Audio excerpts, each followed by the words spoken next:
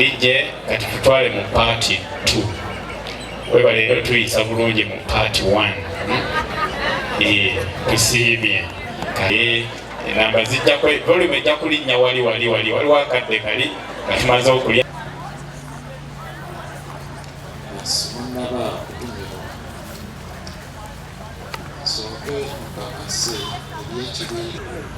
mwagala okutumibwa okukola obutume obw'okuyigiriza ekigambo kya Katonda mu Eklezia Katolika. Ekitiibwa nga musomesa Galungi katekisi mu masomero gye munaabeeranga bwe mutyo bassaakalamenti.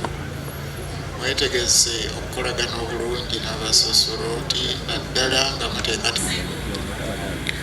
Kale nga temunnaba kukwasibwa mulimu guno musooke musome essaala.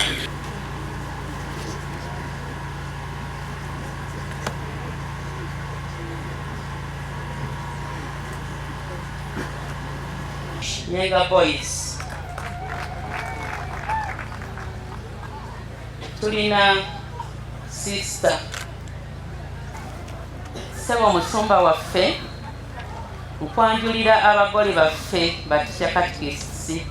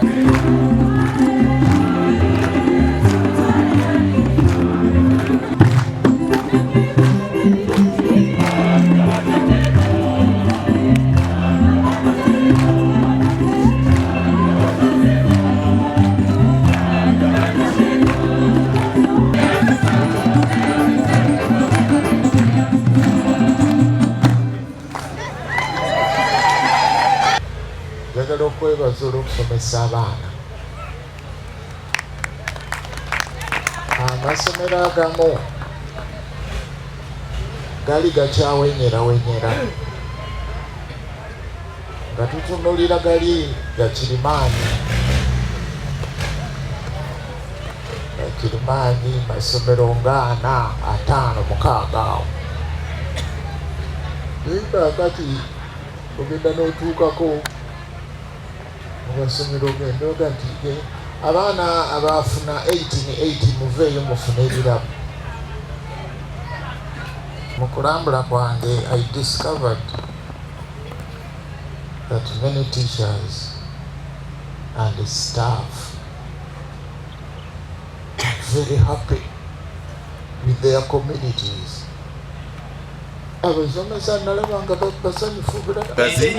Dasi ya Lugazi erimu districts zonna ezaali zikola mukono ennene kuleta mukono naye twagala okubeebaza nti olwaleero kusanyuka si lwa kusanyuka naye olw'okuba nti bakoze omulimu munene nnyo.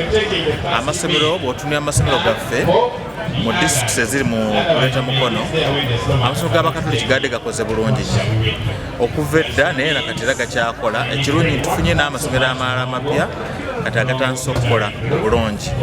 Naye tulina n'amasomero wadde nga si ga church naye nga gali mu musingi gw'Obukatoliki nga nago gakola bulungi nnyo.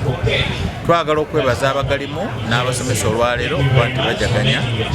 Ekizibu kyokka kye tukyalina amasomero gaffe okulaba nti ebintu by'ettaka nabo babikwatako kubanga amasomero gaffe abantu bangi batandise okuba nti basembedde ettaka ly'amasomero.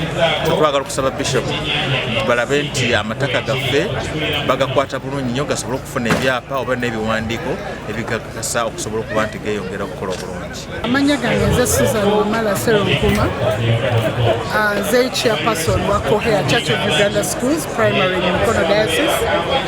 Nsanyuse nnyo olubeera wano ku lunaku olwaleero nga Lugazi Diocese celebrating olunaku lwabwe. Lugazi Diocese ekwatagana naffe Mukono Diocese. Era in fact tuli proud of Lugazi Diocese kubanga tugiyigirako ebintu bingi.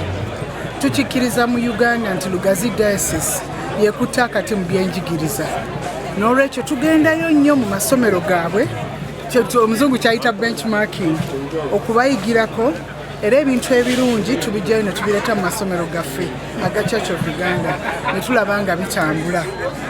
Masomero amalungi naye abantu baffe ab'omu bitundu bino abamu tulwana nabo kulwanya okubamanyisa nti gano amasomero malungi muleeta abaana. Abamu lwa nsonga za byanfuna, abamu beekwasa tebalina ssente, ate abalala ne balowooza nti ekiri okumpi si kirungi. Neweesanga nti amasomero gaffe ag'erugazi gajuddemu abantu abava mu bitundu eby'eggwanga lyonna, kyokka ng'ate abaffe be baatukwasa okusomesa abamu tetusobodde basomesa.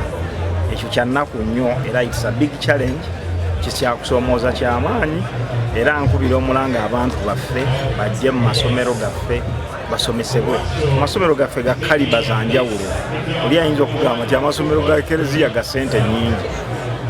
Tulina n'age ssente ntono naye nga Congratulations. Oh, happy Teachers Day, Lugazi Diocese. Master oli wa muwendo. Madamu oli wa muwendo. Teacher, embango oli wandikenga. Ekyo kintambuza nga nzimba, nga nvimba, nga mmenyeka, nga ntakala.